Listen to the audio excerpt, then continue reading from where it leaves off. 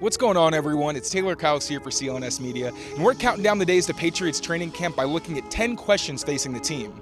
This segment's brought to you by FanDuel, America's #1 sportsbook.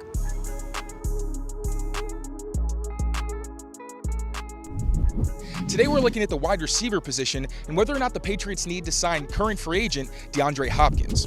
I would say full on yes. The Patriots currently have a pretty glaring need at receiver due to a really bad lack of depth. Tyquan Thornton and Juju Smith-Schuster both missed practices, including OTAs in minicamp, as they were recovering from injuries. DeVante Parker and Kendrick Bourne were the only consistent presences on the field in these practices, and only Parker was able to consistently stand out.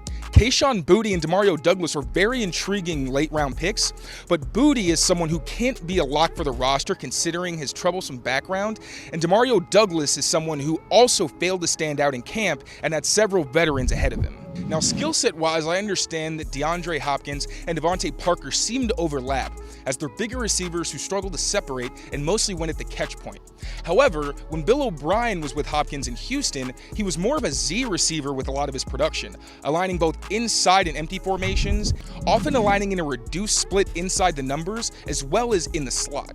And while Hopkins is still one of the more dominant receivers, specifically when it comes to contested catches, he does struggle to separate even more than he did earlier in his career and didn't show the juice to consistently get open downfield. DeVante Parker, on the other hand, is someone who was consistently able to win on deep balls downfield last season and showed the juice to get behind defensive backs. So they're not the same receiver, but they offer similar skill sets that give Mac Jones solid security blankets.